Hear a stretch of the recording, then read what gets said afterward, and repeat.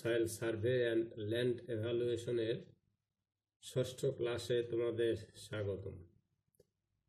আশা করি পরম করুণাময়ের কৃপায় তোমরা নিরাপদে আছো।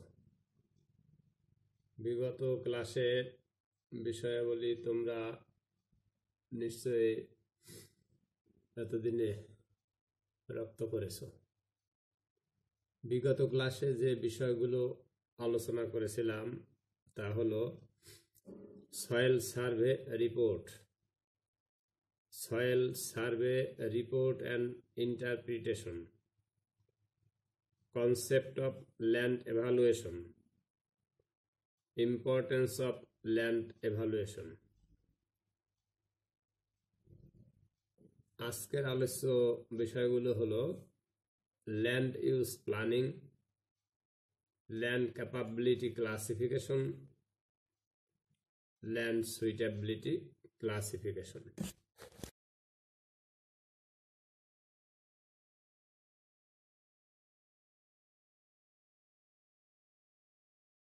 Land use planning.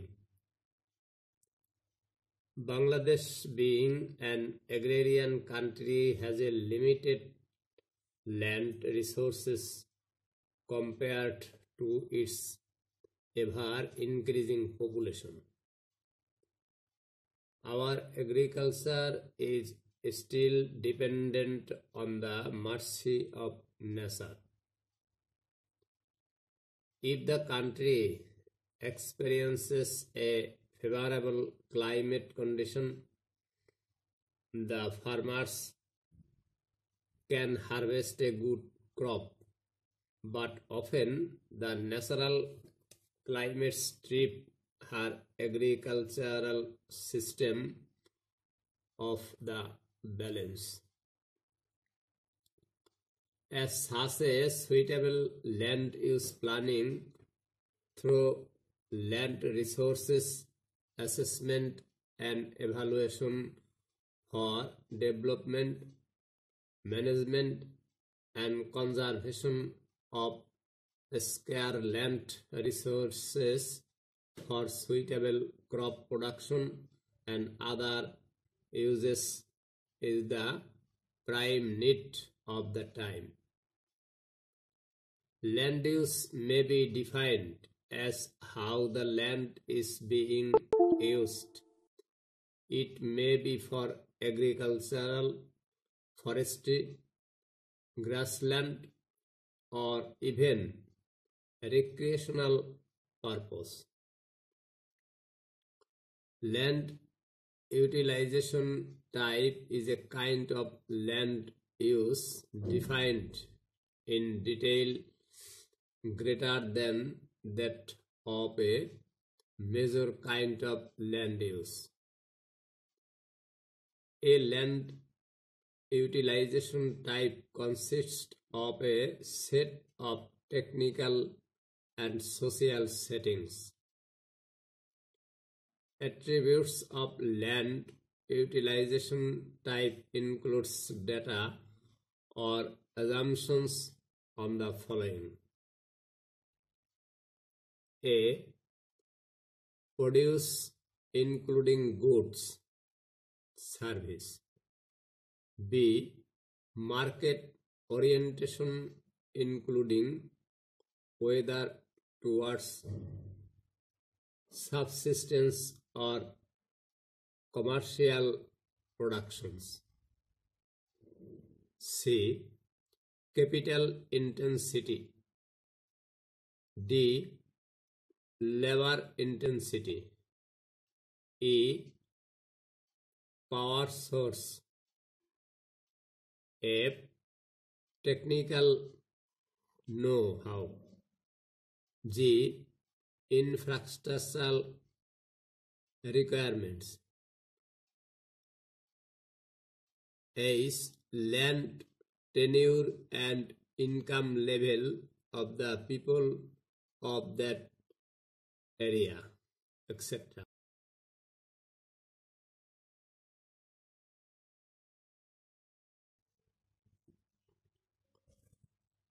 Land use planning is a process of putting environmental resources to an improved or new kind of production uses for optimum and judicious uses of the resources. The need for land use planning is mainly due to the changing need and pressure involving completing use for the same piece of land. The main purpose of land use planning is to put the land resources to the most beneficial use of the mankind, whilst at the same time conserving those resources for future uses. This planning must be based on an understanding both of the natural resources and the kind of land use envisaged. Here list the function of land evaluation which bring out such understanding through the comparison between then qualities and the most promising land use.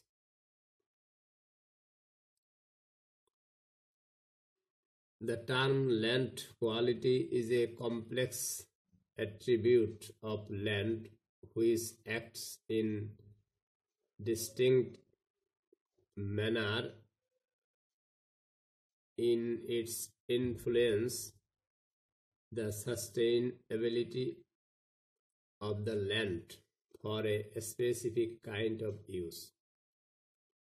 The concept of soil quality evokes various responses depending on the scientific and social backgrounds. Soil quality is an integration of soil processes and provides a measure of change in soil condition as related to factors such as land use, climate patterns, cropping sequences, and farming systems. To the land manager, soil quality is often viewed as soil health, and some farmers have asked the question, how is my farming system impacting the health of my soil?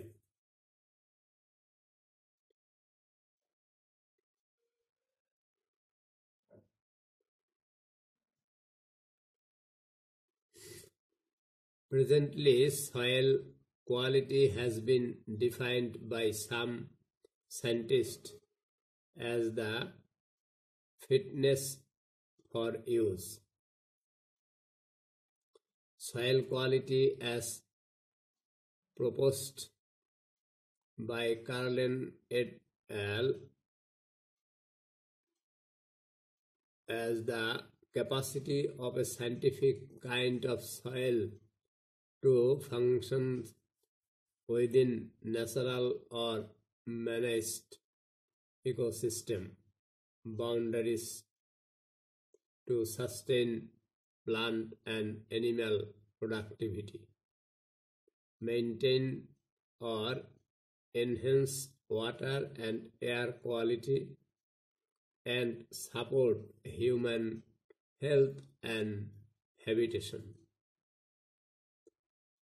Usually, land quality is described by means of different land characteristics. For example, moisture availability, which depends on the depth,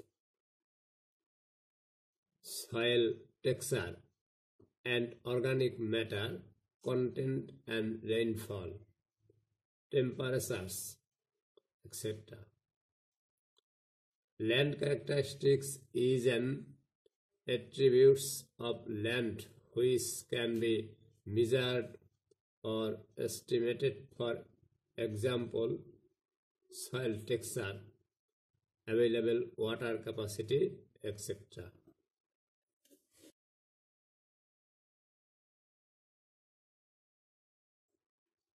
From the above discussions, it is clear that land use planning involved different sets of activities such as A. Survey of land resources, B. Assessment of land qualities, C. Selection of land utilization types, D. Identification of attributes and requirements of land utilization types, E. Comparison of land utilization types with that of land qualities or characteristics, F. Finally, reach to a pragmatic, effective, and sustainable land use planning.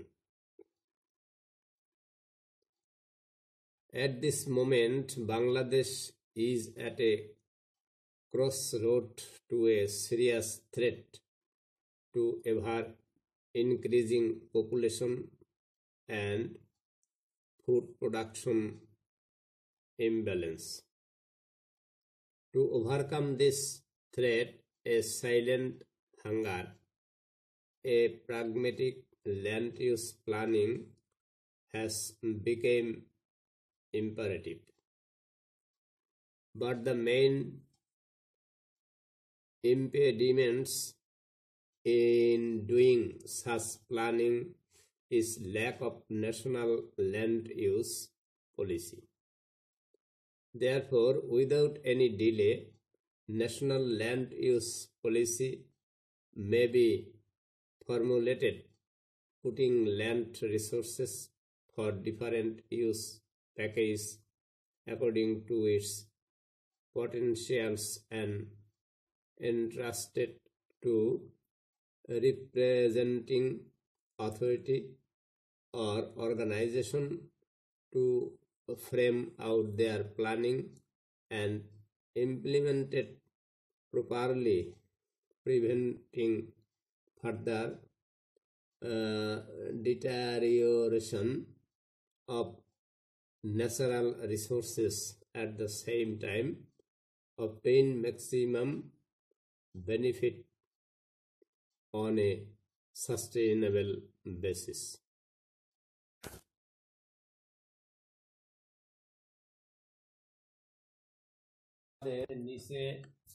নিচে তোমাদের একটি নমুনা, 1 নম্বর স্লাইডের একটি নমুনা, অর্থাৎ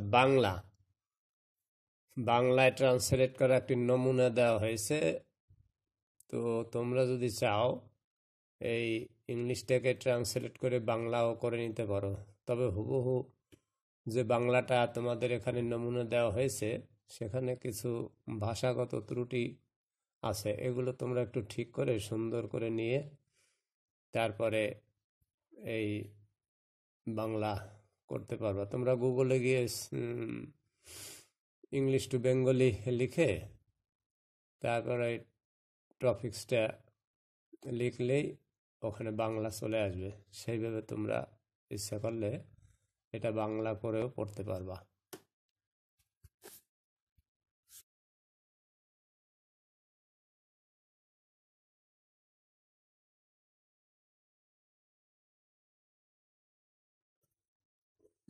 এবারের আলোচ্য বিষয় ল্যান্ড ক্যাপাবিলিটি ক্লাসিফিকেশন, অর্থাৎ মৃত্তিকার সক্ষমতা বিষয়ক শ্রেণীবিভাগ। মার্কিন যুক্তরাষ্ট্রের কৃষি বিভাগ মৃত্তিকাকে যথাযথ মানে ব্যবহারের বিষয় বিবেচনা করে 1950 সনে মৃত্তিকার সক্ষমতা বিষয়ক শ্রেণীবিভাগ প্রকাশ করেন। এই শ্রেণীবিভাগ দ্বারা জানা যায় কোন স্থানের জমি শস্য উৎপাদনের জন্য সর্বোত্তমভাবে ব্যবহার করা যায়, আবার কোন জমি সামান্য প্রতিকূলতা দূরীভূত করে ব্যবহার করা যায় এবং কোন জমি ব্যবহার করতে হলে একটু বেশি সমস্যা সমাধানের পথ অতিক্রম করতে হবে। অনুরূপভাবে জানা যায় কোন জমি ব্যবহারে প্রকট সমস্যা দেখা যায়। জমি ব্যবহারের সীমাবদ্ধতার হার বা খুব সহজ স্বাভাবিকভাবে জমিতে স্বল্প শস্য উৎপাদন করা যায় কিংবা প্রতিকূলতা আয়ত্তে এনে সীমিতভাবে জমিতে স্বল্প সময়ে চাষাবাদ করা যায় ইত্যাদি নির্ণয়ের ভিত্তিতে জমিকে 8টি সক্ষমতা শ্রেণীতে ভাগ করা হয়েছে। মৃত্তিকার এ সক্ষমতা বিষয়ক শ্রেণী বিভাগের মূল ভিত্তি হল ভূপ্রকৃতি। ভূপৃষ্ঠের মৃত্তিকার উঁচু নিচু অথবা ভূপৃষ্ঠ মৃত্তিকা গঠিত হওয়ার বয়স কিরূপ। মৃত্তিকার বৈশিষ্ট্য। ভূপৃষ্ঠ মৃত্তিকার বৈশিষ্ট্য: মৃত্তিকা প্রকৃত মৃত্তিকার গভীরতা, মৃত্তিকার বুনট ও সংযুতির মান, মৃত্তিকায় পানির প্রবেশতা, ভূপৃষ্ঠের ঢালু অবস্থার মান, ভূপৃষ্ঠ মৃত্তিকা ক্ষয় হয়ে যাওয়ার মাত্রা ও মৃত্তিকার পিএইচ মান। জলবায়ু। মৃত্তিকায় বৃষ্টিপাত ও তাপমাত্রার অবস্থা কিরূপ, মৃত্তিকায় জলাবদ্ধতার মাত্রা কিরূপ, জলাবদ্ধতা দেখা দিলে তা কতদিন স্থায়ী হয় এবং মৃত্তিকা প্রতি বছরই প্লাবনের আওতায় থাকে কিনা ইত্যাদি। শস্য উৎপাদন। জমি সমগ্র বছর নির্বিঘ্নে শস্য উৎপাদনের জন্য ব্যবহার করা যায় কিনা, জমি ব্যবহারে প্রতিকূলতা কিরূপ থাকে কিংবা জমিতে শস্য উৎপাদন আদৌ লাভজনক নয় ইত্যাদি বিষয়কে সর্বাধিক গুরুত্ব দেওয়া হয়েছে। উক্ত শ্রেণীবিভাগের প্রতিটি শ্রেণীকে আবার বিভিন্ন সীমাবদ্ধতার বিষয় উল্লেখপূর্বক 4টি উপশ্রেণীতে ভাগ করা হয়েছে। উক্ত সীমাবদ্ধতার বিষয়গুলো হল: ভূমিক্ষয়ের সম্ভাবনা, মৃত্তিকার আর্দ্রতা অবস্থা, পানির নিষ্কাশন অবস্থা অথবা প্লাবন, উদ্ভিদ মূল অঞ্চলের সীমাবদ্ধতা যথা অম্লত্ব, ঘনত্ব এবং মৃত্তিকার অগভীরতা, জলবায়ুজনিত সীমাবদ্ধতা যথা শস্য উৎপাদনের মৌসুম স্বল্প সময়ব্যাপী।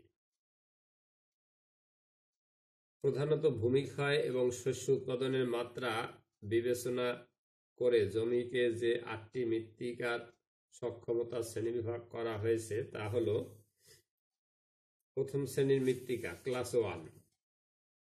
এ জমি বেশ গভীর এবং পরিপূর্ণ নিষ্কাশিত, ভূপৃষ্ঠ প্রায় সমতল। একে খুব উন্নত মানের কৃষি জমি হিসাবে আখ্যায়িত করা যায়। মৃত্তিকায় সারা বছর ধরে শস্য উৎপাদনে কোনো সীমাবদ্ধতার সৃষ্টি হয় না। পুষ্টি উপাদানের সহজলভ্যতা, মৃত্তিকায় রসের অবস্থা, মৃত্তিকার বিক্রিয়া ইত্যাদি সকল বিষয়ে শস্য উৎপাদনের অনুকূলে থাকে। এ মৃত্তিকায় স্বল্প বিনিয়োগে সর্বাধিক কৃষিপণ্য উৎপাদন করা যায়। দ্বিতীয় শ্রেণীর মৃত্তিকা ক্লাস 2। এ জমি কৃষি কাজের জন্য উন্নত, তবে ক্ষেত্র বিশেষে কৃষিপণ্য উৎপাদনের জন্য সামান্য সীমাবদ্ধতার সম্মুখীন হতে পারে। এ সীমাবদ্ধতা অতিক্রম করার পদক্ষেপ নিলেই অধিক শস্য উৎপাদন করা যায়। এক্ষেত্রে জমি সামান্য অসমতল হতে পারে। এরূপ ক্ষেত্রে মৃত্তিকা সংরক্ষণ সংক্রান্ত কর্মকাণ্ডকে বিবেচনায় রেখে চাষাবাদ করতে হবে। তৃতীয় শ্রেণীর মৃত্তিকা ক্লাস 3।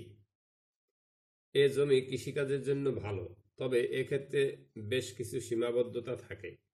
ফলে এ স্থানে বাছাইকৃত উদ্ভিদ জন্মাতে হয় বা কিছুটা মৃত্তিকা সংরক্ষণ কর্ম সম্পাদন করতে হয় কিংবা উক্ত দুই ব্যবস্থাই একই সাথে গ্রহণ করতে হয়। প্রথম শ্রেণীর জমি ও দ্বিতীয় শ্রেণীর জমিতে যে শস্য জন্মানো যায়, এ তৃতীয় শ্রেণীর জমিতেও সে শস্য জন্মানো যায়, তবে সীমাবদ্ধতাকে অতিক্রম করার জন্য একটু বেশি কর্ম সম্পাদন করতে হয়। যেমন এরূপ জমিতে শস্য পর্যায় পদ্ধতি অনুসরণ করতে হবে এবং এ পদ্ধতিতে জমি ঢেকে রেখে এমন শস্যকে নির্বাচন করতে হবে। চতুর্থ শ্রেণীর মৃত্তিকা ক্লাস 4। এ জমি চাষাবাদের জন্য ব্যবহার করা যায়, তবে অনেকগুলো সীমাবদ্ধতা অতিক্রম করার ব্যবস্থা করতে হয়। এই সীমাবদ্ধতাগুলো শস্য নির্বাচন ও শস্য উৎপাদনের ব্যবস্থাপনা কার্যক্রম সংক্রান্ত। যেমন জমি যদি বেশি ঢালু হয় তবে গম বা বার্লি জাতীয় শস্য একটু ঘন করে ছিটিয়ে বপন করতে হবে। অন্তর্বর্তী পরিচর্যা ঢালের বরাবর করা যাবে না, ফোয়ারা পানি সেচ দিতে হবে। জমিতে শস্যের অবশিষ্টাংশ যেন বেশি হারে মৃত্তিকায় সংযুক্ত হওয়ার অবকাশ পায় ইত্যাদি। পঞ্চম শ্রেণীর মৃত্তিকা ক্লাস 5। এ শ্রেণীর জমি শস্য উৎপাদনের উপযোগী নয়, কারণ এরূপ জমিতে ভূমিক্ষয়ের মতো সমস্যা ছাড়াও অন্য সমস্যাও থাকে, যেমন তীব্র পানি প্রবাহ হতে পারে বা শস্য উৎপাদনের জন্য প্রাপ্ত মৌসুম স্বল্প সময়ব্যাপী কিংবা মৃত্তিকা নুড়ি ও পাথর কণা সমৃদ্ধ হতে পারে। ষষ্ঠ শ্রেণীর মৃত্তিকা ক্লাস 6। এ শ্রেণীর জমি ব্যবহারে অত্যধিক সীমাবদ্ধতা থাকে, যেমন জমি বেশ ঢালু। এসব জমি সীমিতভাবে তৃণলতা উৎপাদন, কাঠ সমৃদ্ধ উদ্ভিদ জন্মানো কাজে ব্যবহার হতে পারে। বিশেষ ব্যবস্থাপনায় বন সৃষ্টিতে ব্যবহার করা যেতে পারে। সপ্তম শ্রেণীর মৃত্তিকা ক্লাস 7। এ শ্রেণীর জমি ব্যবহারে ষষ্ঠ শ্রেণীর মৃত্তিকার থেকেও বেশি প্রতিবন্ধকতা দেখা যায়। এরূপ জমিতে গবাদি পশু চরানো, বন সৃষ্টি বা বন্য প্রাণী প্রতিপালনও সীমিতভাবে করতে হয়। অষ্টম শ্রেণীর মৃত্তিকা ক্লাস 8। এ শ্রেণীর জমিতে বাণিজ্যিকভাবে কোনো উদ্ভিদের উৎপাদন সম্ভব নয়। এখানে বিনোদন, গবাদি পশু চরানো, পানি সরবরাহ বা সৌন্দর্য বর্ধন বিষয়ক কোনো কাজে সম্পাদন করা যায় না। সাগর তীরের বালির চর বা তীব্র ঢাল বিশিষ্ট পাহাড়ি এলাকা এ শ্রেণীর অন্তর্ভুক্ত।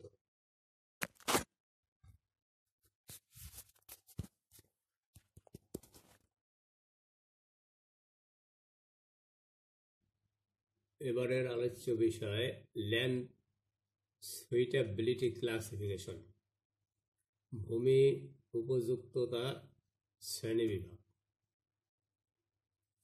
নির্দিষ্ট প্রকারের ভূমিকে কোনো নির্দিষ্ট কাজে ব্যবহারের উপযোগিতাকে ভূমি উপযুক্ততা বা ল্যান্ড সুইটেবিলিটি বলে। ভূমির বর্তমান অবস্থায় বা ভূমি ব্যবস্থাপনা পদ্ধতির পরেও ভূমির উপযুক্ততা বিবেচিত হতে পারে। নির্দিষ্ট এলাকার ভূমিকে নির্দিষ্ট কাজে ব্যবহারের লক্ষ্যে ভূমিকে যে পদ্ধতিতে শ্রেণীবিভাগ করা হয় তাই হলো ভূমি উপযুক্ততা। ভূমি উপযুক্ততায় ভূমিকে ক্রমান্বয়ে নিম্ন মাত্রার দিকে 4টি ধাপে ভাগ করা হয়েছে। যেমন ভূমি উপযুক্ততা অর্ডার, ভূমি উপযুক্ততা ক্লাসেস, ভূমি উপযুক্ততা সাবক্লাসেস, ভূমি উপযুক্ততা ইউনিটস। ভূমি উপযুক্ততা অর্ডার্স, এখানে ভূমি উপযুক্ততার প্রকারভেদ প্রতীয়মান হয়। ভূমি উপযুক্ততা ক্লাসেস, এখানে ভূমি উপযুক্ততার অর্ডারের মধ্যে মাত্রা মান বোঝায়। ভূমি উপযুক্ততা সাবক্লাসেস, এখানে ভূমি উপযুক্ততার ক্লাসের মধ্যে সীমাবদ্ধতার মাত্রাকে নির্দেশ করে। ভূমি উপযুক্ততা ইউনিটস, এখানে ভূমি উপযুক্ততার সাবক্লাসের মধ্যে ক্ষুদ্র পার্থক্যকে প্রতীয়মান করে। এবারে এগুলোর সংক্ষিপ্ত বর্ণনা। ল্যান্ড সুইটেবিলিটি অর্ডার্স, অর্থাৎ ভূমি উপযুক্ততার যে অর্ডার্স আছে সেগুলো। সেটা ভূমি উপযুক্ততার অর্ডারের দ্বারা নির্দেশ করে যে নির্ধারিত অবস্থায় নির্দিষ্ট কাজে ব্যবহারের জন্য ভূমি উপযুক্ত কিংবা উপযুক্ত নয়। এই উপযুক্ততার বিষয়টি দুটি প্রতীক দ্বারা প্রকাশ করা হয়, যথা এস দ্বারা উপযুক্ততা বোঝায় এবং এনএস দ্বারা উপযুক্ত নয় বোঝায়। উপযুক্ততার অর্ডার এস দ্বারা সংরক্ষণীয় ভূমি ব্যবহার করে স্থিত লক্ষ্যমাত্রায় লাভজনক উৎপাদন করা হবে, অথচ ভূমি সম্পদ কোনরূপ ক্ষতিগ্রস্ত হবে না বা ভূমির অবনয়ন হবে না বোঝায়। অনুপযুক্ততার অর্ডার্স এনএস দ্বারা সুনির্দিষ্ট অবস্থায় ভূমির গুণমান দ্বারা সংরক্ষণীয় ভূমি ব্যবহার করা যায় না বা সম্ভব নয় বোঝায়। ল্যান্ড সুইটেবিলিটি ক্লাসেস ভূমি উপযুক্ততা ক্লাসেস দ্বারা ভূমির উপযুক্ততার মাত্রা মান প্রকাশ পায়। এই অবস্থায় অর্ডার অফ সুইটেবলকে 3 ভাগে ভাগ করা হয়েছে। ক্লাস S1 অধিক উপযোগী, সুনির্দিষ্ট কাজে ভূমি ব্যবহারে ভূমি সংরক্ষণ পর্যায়ে থাকবে এবং উল্লেখযোগ্য কোনো সীমাবদ্ধতা থাকবে না। ক্লাস S2 ভূমি মোটামুটি উপযুক্ত, সুনির্দিষ্ট কাজে ভূমি ব্যবহারে ভূমি সংরক্ষণ পর্যায়ে থাকবে এবং সামান্য কিছু সীমাবদ্ধতা থাকবে। ক্লাস S3 কিছুটা উপযুক্ত ভূমি সুনির্দিষ্ট কাজে ভূমি ব্যবহারে ভূমি সংরক্ষণ পর্যায়ে থাকবে এবং একটু বেশি সীমাবদ্ধতার সম্মুখীন হতে হয়। অনুপযুক্ত ভূমির অর্ডার এনএস কে 2 ভাগে ভাগ করা হয়েছে, যথা N1 ও N2। ক্লাস N1 বর্তমানে ভূমি সীমাবদ্ধতার কারণে অনুপযুক্ত, তবে সময়ের সাথে সাথে উক্ত ভূমি উপযুক্ততায় পর্যবসিত হবে। ক্লাস N2 স্থায়ীভাবে অনুপযুক্ত, ভূমিতে পর্যাপ্ত সীমাবদ্ধতা আছে যাতে সংরক্ষণীয় ভূমি ব্যবহার করা যায় না। ল্যান্ড সুইটেবিলিটি সাব ক্লাসেস ভূমির উপযুক্ততা ক্লাসের সীমাবদ্ধতা চিহ্নিত করার জন্য সাব ক্লাস করা হয়েছে, যেমন ভূমিতে ভূমিক্ষয় প্রবণতা বা আর্দ্রতা বিষয়ক সমস্যা আছে। এই বিষয়টিকে উপস্থাপন করার জন্য যথাক্রমে S2E বা S2M প্রতীক ব্যবহার করা হয়। এখানে E ভূমিক্ষয় এবং M আর্দ্রতার মান। ল্যান্ড সুইটেবিলিটি ইউনিট এটি হলো ভূমি উপযুক্ততা সাবক্লাসেসের উপবিভাগ। সাবক্লাস এর প্রতিটি এককের মধ্যে এক এক প্রকারের উপযুক্ততা এবং এক এক ধরনের সীমাবদ্ধতা বিদ্যমান। সাবক্লাসের ইউনিটগুলির মধ্যে তাদের থেকে উৎপাদিত পণ্য, বৈশিষ্ট্য বা ভূমি ব্যবস্থাপনা বিষয়ক প্রয়োজনীয়তায় সামান্য পার্থক্য দেখা যায়। খামার পর্যায়ে বিস্তারিত পরিকল্পনা করার সময় ইউনিট পর্যায়কে শনাক্ত করা হয়। ভূমি উপযুক্ততা নিম্নরূপ প্রতীক দ্বারা উপস্থাপন করা যায়, যেমন S2M-1, S2M-2।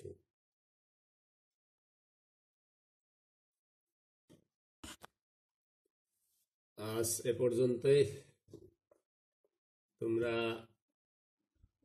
জানো ইতিমধ্যেই আবার শিক্ষা প্রতিষ্ঠানের ছুটি বৃদ্ধি করা হয়েছে। তো এ পর্যন্ত যে ক্লাসগুলো তোমরা করেছো বা আগামী দিনে যে ক্লাসগুলো করবে, আমি আশা করি এগুলোর সাথে সাথেই তোমরা কমপ্লিট করে রাখবে, কারণ শিক্ষা প্রতিষ্ঠান করোনা পরিস্থিতির উপর নির্ভর করবে যে কবে খুলবে। সেজন্য তোমাদের বসে থাকলে চলবে না, তোমরা এই নিয়মিত এগুলো ঠিক করে রেখো, কারণ শিক্ষা প্রতিষ্ঠান খুললেই তখন একটা পরীক্ষা নেওয়ার সময় চলে আসবে, তখন আর পড়ার সময় তেমন একটা পাবে না। কাজেই আগে ভাগে পড়ে রেখো। ভালো থেকো, আমার জন্য দোয়া রেখো। আর বাহিরে গেলে অবশ্যই মাস্ক পরে যাবে। ধন্যবাদ।